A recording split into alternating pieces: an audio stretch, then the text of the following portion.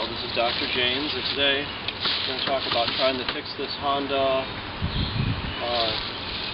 some type of lawnmower. It's a Honda engine on it. Anyway, it was a pretty nice lawnmower. It started really easily, and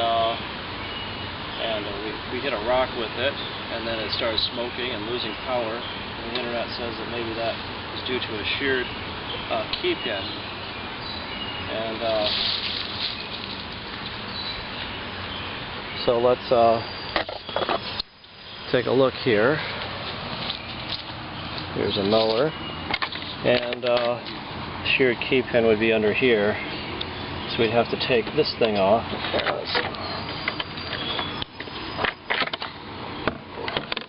Here's a flywheel, and if we undo that socket, it should be right under there.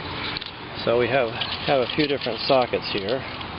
We'll try the monitor side. That was too big. No.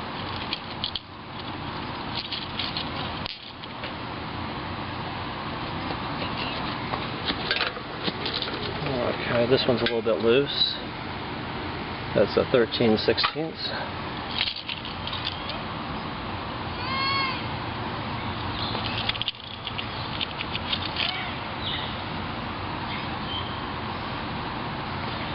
This one's a 3/4.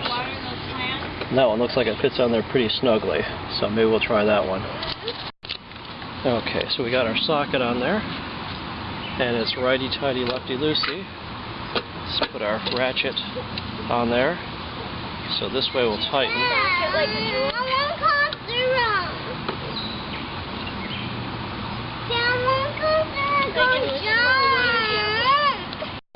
So one thing to notice is that I do have the electricity disconnected from the spark plug, because especially in the older motors, the newer ones, they have a safety thing up here. You have to hold it in or it won't start, but the older ones could start. This will. If you have something under the mower, it will chop it up, if your fingers or whatever. And the other thing is that the mower blade in there will turn.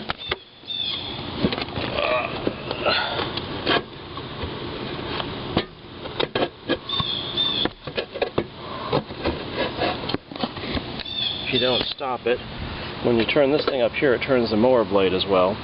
So we want to kind of block that off so the mower blade cannot turn, so we can undo that bolt on the top. Okay, so I kind of jammed it in under the blade down there. Take a look in there. So it's jammed up under the blade so the blade can't move. And we have the electrical off. And there's always this, the handyman's friend, WD-40. I suspect this thing is going to be difficult to get off. Maybe we'll spray it and let it soak for a little bit, and we might have to try to work it back and forth or something, because it may not want to come off very easily.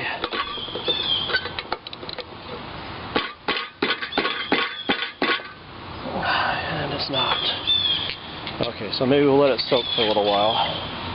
Okay, so I had a little bit of trouble, so I added this long bar on here. I just kind of pounded it a little bit, tapped it, trying not to break the wrench. And I think the thing finally broke loose.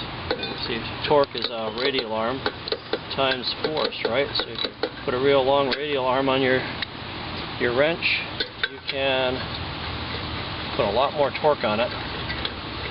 And looks like our nut is going to come off. Looks like it did come off. Okay. Let's get in there a little bit. And we'll pull our nut out of there. And zoom out a little bit. See if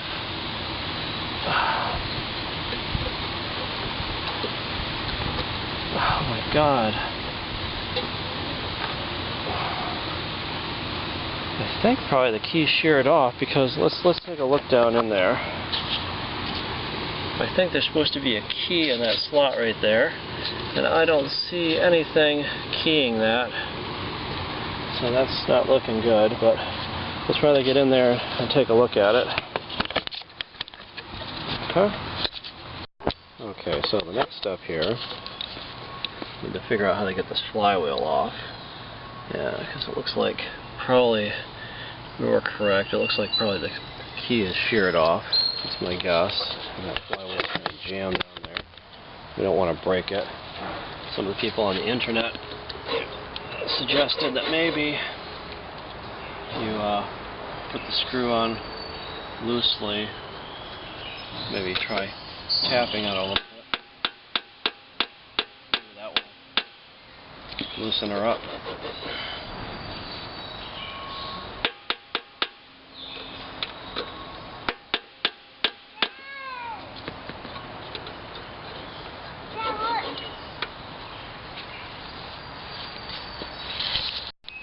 Okay, it looks like we have finally found our crowbar here.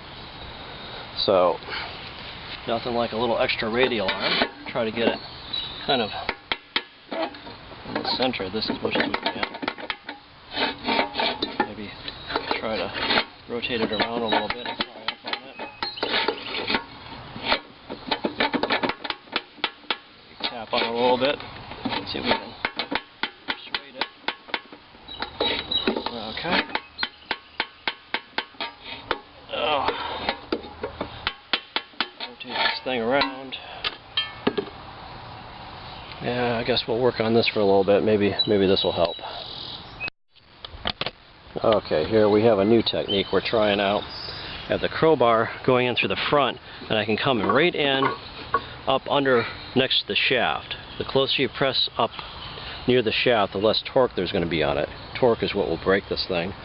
So if we press down on the crowbar and tap this, maybe we can turn it around and keep on rotating. Maybe bounce this thing a little bit. Hopefully we don't break some. Keep on going around. Maybe we can get this thing off without breaking it.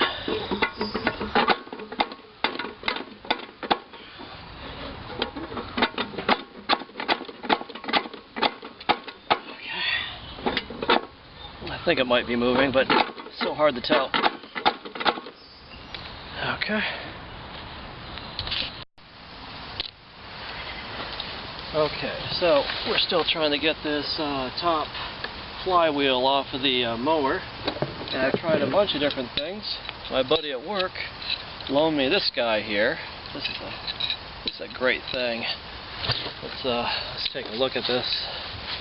This is a gear puller, a combine gear puller. No, it's just a gear puller. And it looks like it might do the job. So we gotta fit this thing over top. And oh yeah, look at that. Man, this thing is awesome.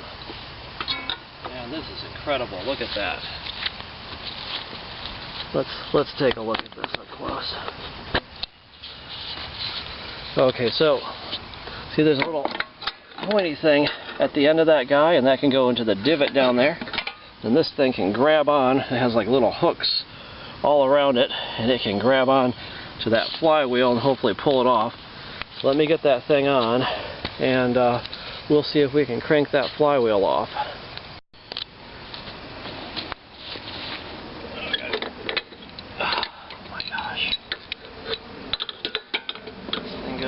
Center. Gotta get this thing grabbed on. 3 sides. Okay. He suggested putting some. Let's take a look at this. Okay.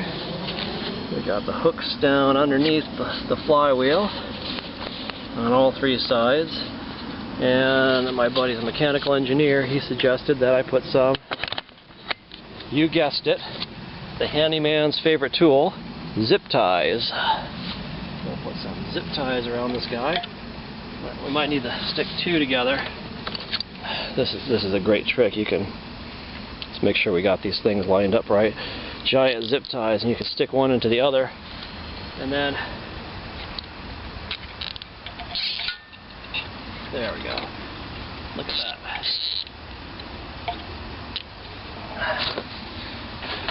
Can you beat that? This will hopefully hold the claws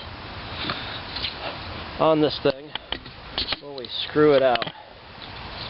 Okay, so we got the point of this guy down into there, and the claws are grabbed up around this. Let's see if we can pull this thing up without it breaking. Oh my god.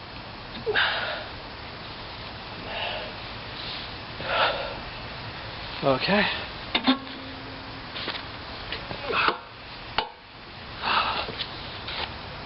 Oh my gosh. Look at that. I heard it move some.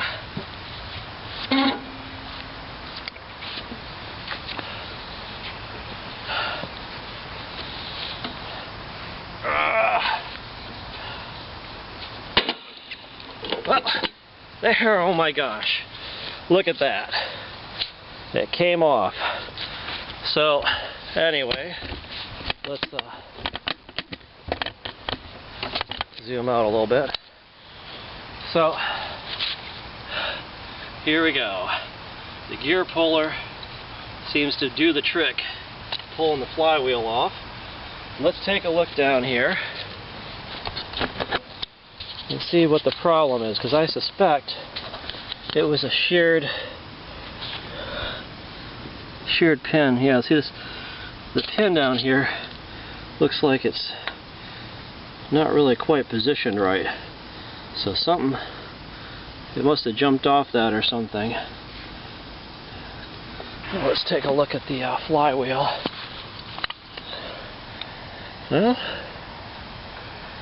maybe it just jumped off the key there. Anyway, we got the thing off, and I guess we can try to line it back up and assemble it and see if the thing will work again. And anyway, so this is Dr. James, and thanks for watching.